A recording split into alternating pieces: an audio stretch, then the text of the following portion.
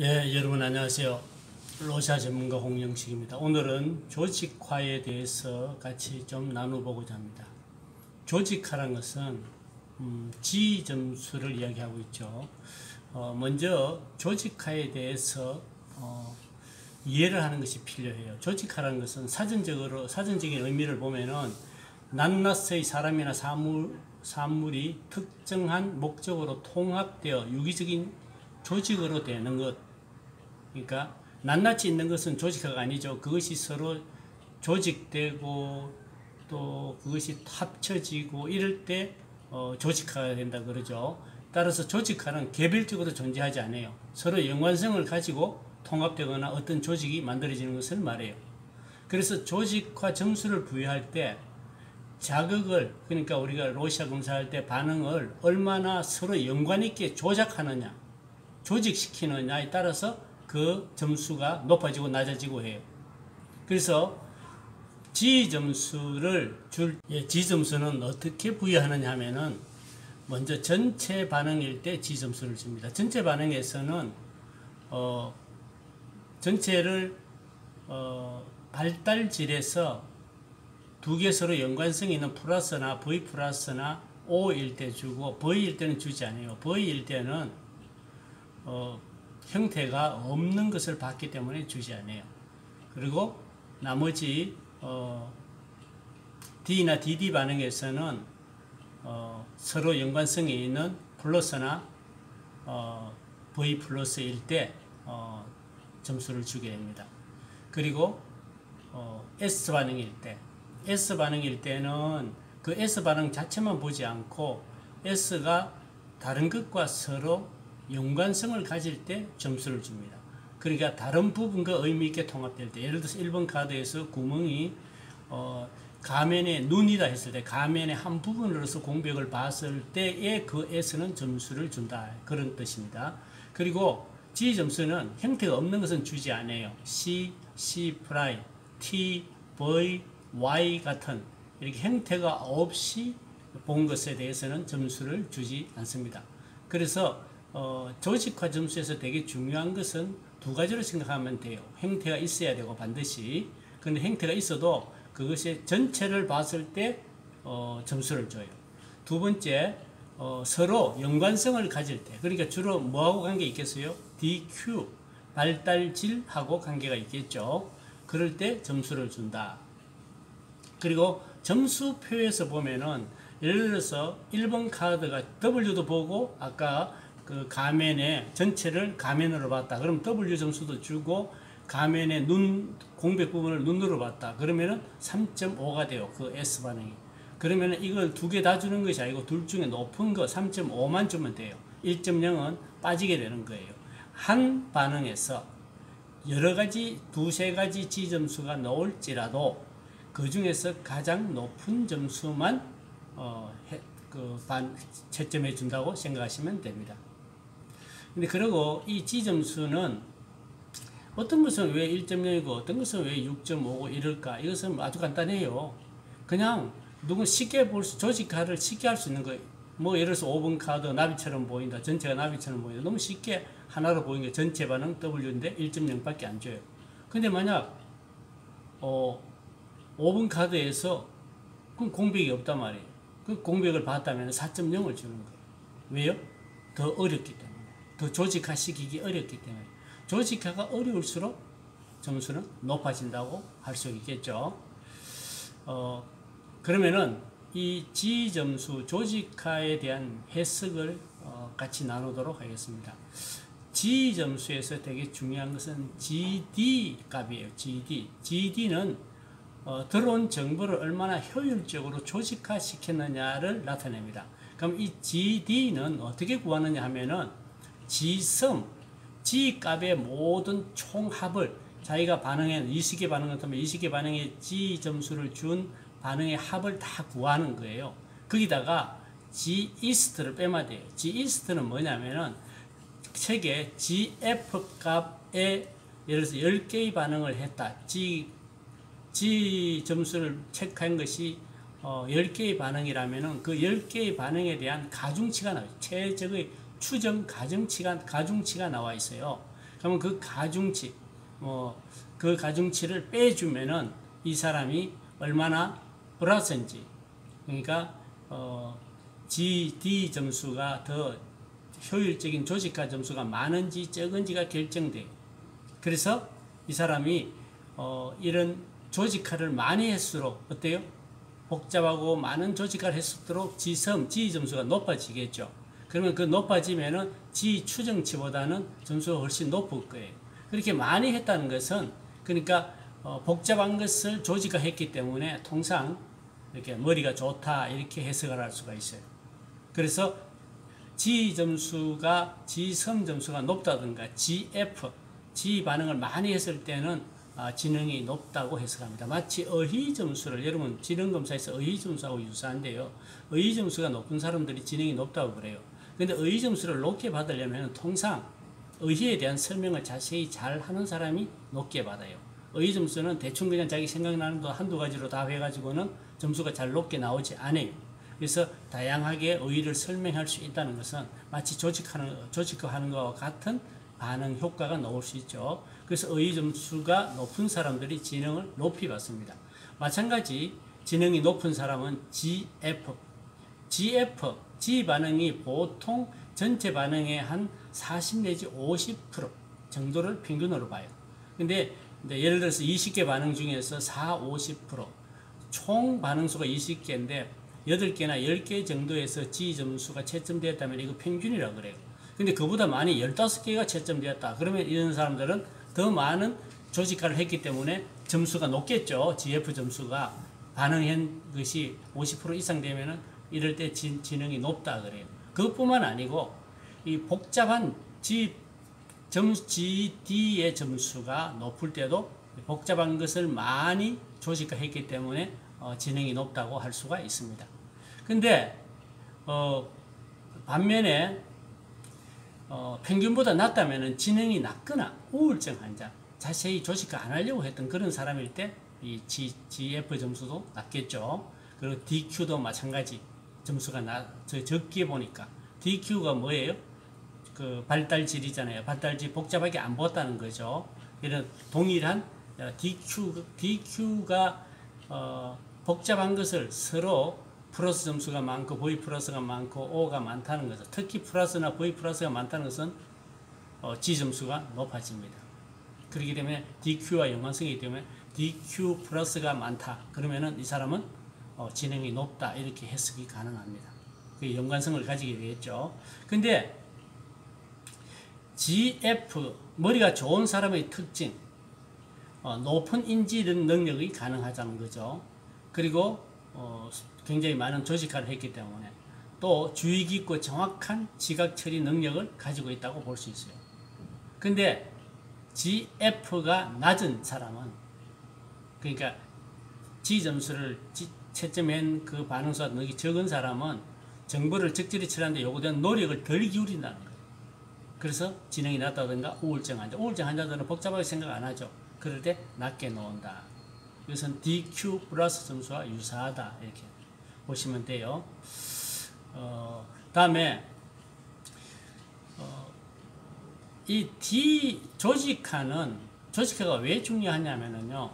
조직화는 받아들인 정보를 자기한테 들어온 정보를 효율적으로 잘 조직화해서 그 정보의 적절한 양을 받아들이고 정확하게 처리해가지고 그래서 좋은 결과를 내는 이것이 잘 균형을 맞추는 것이 좋은 거예요.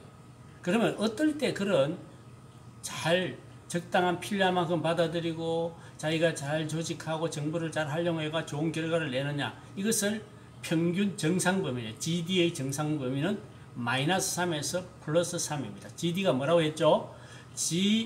G섬에서 GF의 추정 가중치 책에 나와 있는 그 찾아가지고 그걸 뺐을 때 GD 점수가 나와요. 이 GD 점수가 -3에서 -3.0에서 +3.0 사이가 정상 범위라고 그래요.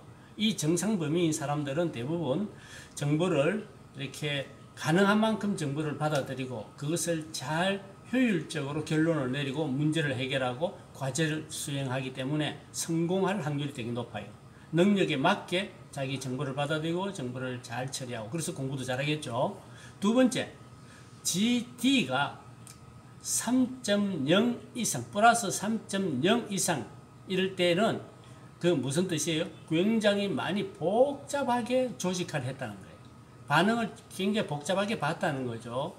DQ에서 DQ 플러스 점수나 V 플러스 이런 점수들이 높은 거예요. 그러니까 조직화를 많이 했다는 거예요. 이런 사람들은 과다통합자라고 불러요. 과다통합자. 그러니까 자기가 해결하고 효율적으로 처리할 정보보다 더 많은 정보를 받아들인다는 거예요. 그러다 보니까 필요 이상으로 철저히 탐색을 하게 되겠죠. 그래서 이 사람들은 시간이 충분하면은 그 좋은 탐색 철저히 검토해가지고 많은 노력을 기울여가지고 추측을 하는 것이 아니라 정확한 정보를 가지고 결론을 찾아내기 때문에 결과물이 굉장히 우수하고 좋아질 거예요. 반면에 그 사람들은 최선을 다해서도 결과물에 만족 못할 수가 있어요. 왜냐하면 너무 많은 정보를 받아들이기 때문에 이게 내가 다 검토했나? 또 혹시 빠진 게 없나? 이런 염려가 있기 때문에 결과물에 늘 만족을 하지 못해요. 또 확신을 가지지 못하기 때문에 불만을 가지겠고 또 이분들의 문제점이 뭐냐면 시간이 딱 정해져 있어요. 예를 들어서 자기는 정보를 엄청나게 많이 정보를 받아들였어요. 근데 이 정보를 예를 들어서 뭐 한 열흘 동안 해도 되는 일 같으면 열흘 동안 충분히 검토하면 되는데 이게 딱 5일 만에 해, 하루 만에 해, 시간이 정해져 있어요. 그러면은 이 정보를 다 검토할 수 없기 때문에 이 사람들은 굉장히 불안하고 불만을 가지고 일을 끝마치기가 굉장히 어려워지겠죠. 너무 많은 정보를 가지고 너무 철저히 탐색하고 막 복잡하게 생각하는 사람들이 여기에 해당되겠죠. 그리고 이 사람들은 의사결정을 딱 내릴 때에도 정보가 부족하다고 느끼는가 아니면은 충분한 탐색을 이루어지지 않았다고 생각하기 때문에 굉장히 의사결정 내리는데 되게 주저해요. 쉽게 결정을 못 내려요. 그러다 보니까 자기 결정에 대해서 확신도 못하고 또 보류하거나 지연시키거나 우유부단하거나 이런 반응들의 특징이 나타나겠죠. 근데 이 사람들이 한번 결정을 딱 내리잖아요. 그러면은 다시 재검토해봐 이러면 못해요. 하기 싫어해요. 왜냐하면은 또 복잡하게 생각하고 막 또 여러 가지 자료를 가지고 결론을 내는 것이 너무 피곤한 거야. 그래서 차라리 내린 결론 가지고 그냥 그걸로 버티는 것이 훨씬 더 힘이 적게 들고 괜찮다고 생각하기 때문에 하질 않아요.